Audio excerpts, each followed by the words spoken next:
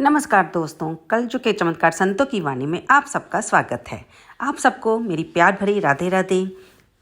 भगवान से हम ये दुआ मांगते हैं कि आप सब अपने घरों में खुश रहें और भगवान के नाम के प्रति अपनी श्रद्धा विश्वास बनाते हुए अधिक से अधिक नाम जप करते रहें। कार्तिक का महीना चाहे समाप्त होने को आ रहा है, लेकिन हर दिन भगवान के नाम का जप करना, भगवान की कथा गुणगान करना, मंदिर में जाना, वहाँ पर दीपदान करना हर दिन बहुत ही पुण्यदायी होता है।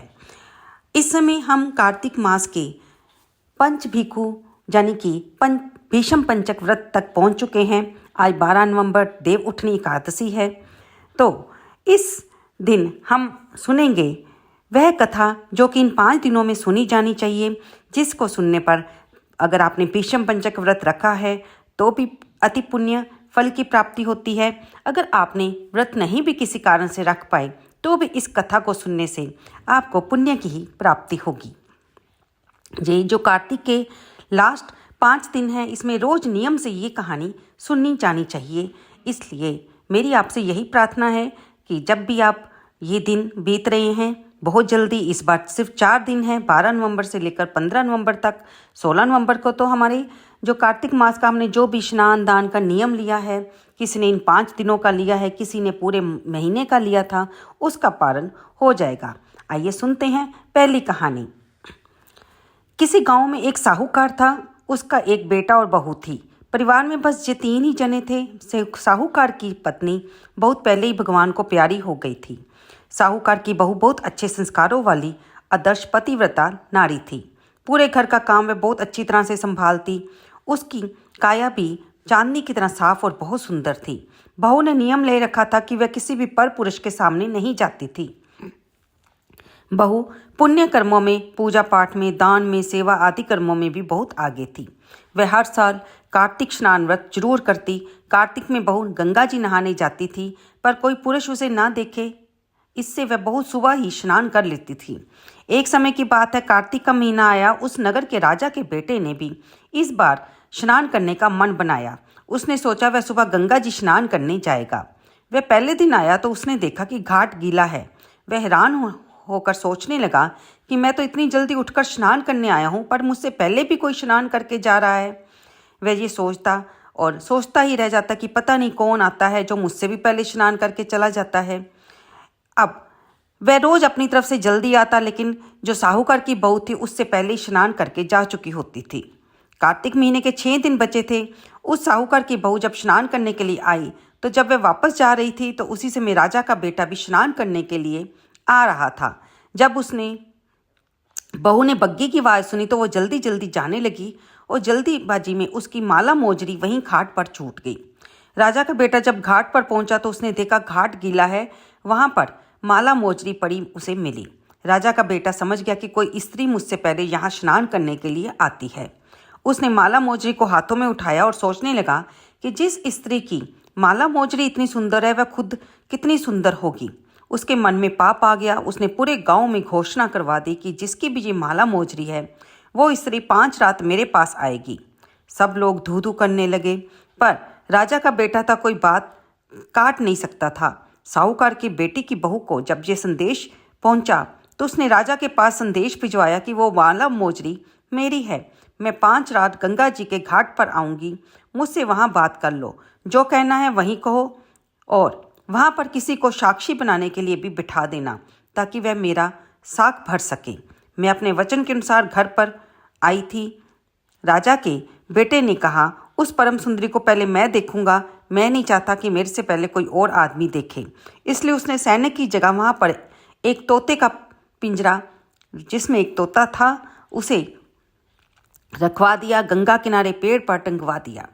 राजा का बेटा वहीं घर पर घाट पर बैठ गया और उस स्त्री के सपने सजोने लगा।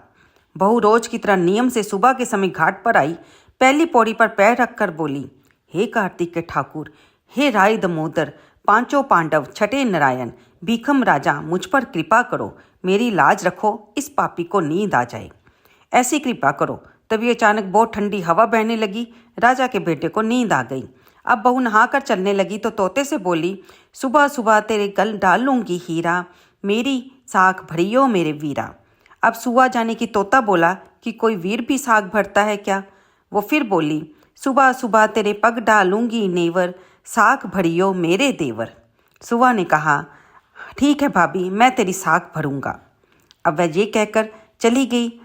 दोस्तों, साग भरने का मतलब हम आपको बता दें ये होता है कि आपकी बात जो आप कर रहे हो उसकी कोई सबूत दे रहा है, ये कहकर कि आप जो बात कह रहे हो वो सच है।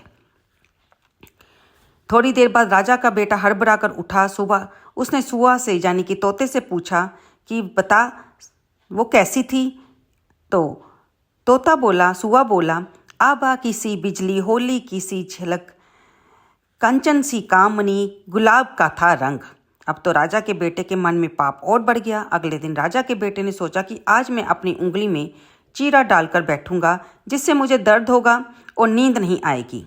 अगले दिन वह अपनी उंगली चीरकर वहां पर लेट गया। अब वह फिर आई, भगवान से उसी तरह प्रार्थना की कि राजकुमार को नींद आ जाए। राजकुमार को फिर से नींद आ गई।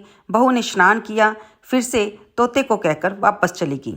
सुबह राजकुमार ने तोते से फिर पूछा तो उसने वही पहले वाली बात दोहरा दी। अगले दिन राजकुमार बोला कि आज रात को मैं आंखों में मिर्ची डाल के बैठूंगा। रात में मैं मिर्ची डाल के बैठ गया। बहू फिर से आई, प्रार्थना की और जिससे जो राजा का बेटा था उसे फिर से नींद आ गई। राजकुमार ने तोते से बहू के आने की बात पूछी तो उसने फिर से बता दिया। राजकुमार फिर सोचने लगा कि आज मैं बिना बिस्तर के बैठूंगा और रात को वह बिना बिस्तर के बैठ गया। जब बहू स्नान करने आई उसने फिर से भगवान से प्रार्थना की। राजकुमार को जमीन पर ही नींद आ गई। जब वह उठा तो बहू नहाकर जा चुकी थी। राजकुमार फिर से सोच में पड़ गया। उसने सुआ से पूछा तो सुआ ने फिर पहले वाली बात दोहराई कि वो आई थी। अब राजकुमार ने सोचा आज तो मैं अंगीठी जलाकर बैठूंगा, जिससे मुझे कुछ भी हो जाए नींद नहीं आएगी। वह रात को अंगीठी रखकर बैठ गया। साहूकार की बहू आई। वह भगवान से फिर प्रार्थना की कि आपने 4 रातें तो निकाल दी, अब ये 1 रात और निकाल दो। प्रभु, आपने मेरा सत रखा है। तो भगवान ने उसकी बात मान ली। राजकुमार को फिर से नींद आ गई।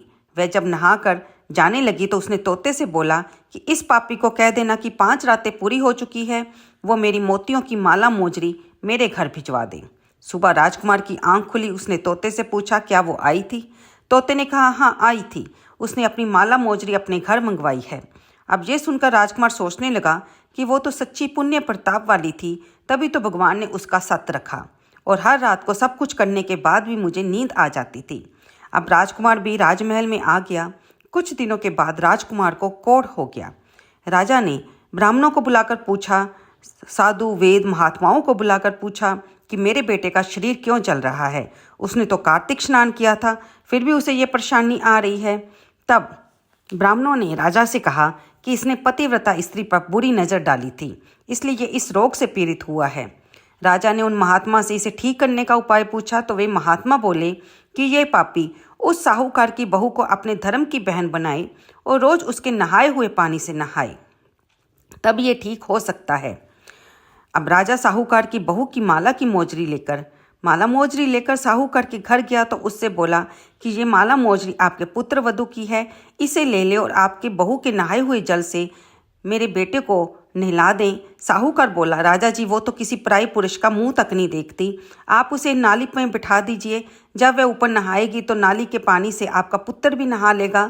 राजकुमार ने ऐसा ही किया। कुछ समय बाद उसका शरीर भी ठीक हो गया और पंचभीखु देवता जैसे आपने साहूकार की पुत्र वधू का सत रखा, वैसे ही इस कहानी को कहते सुनते हुंकारा भरते सभी का सत रखना, सभी को मान रखना। बोलो कार्तिक के देव की जय, पंचभीखु देवता की जय। पंचभीखु का ये व्रत बहुत मंगलकारी, कल्याणकारी और पुण्यदायी है।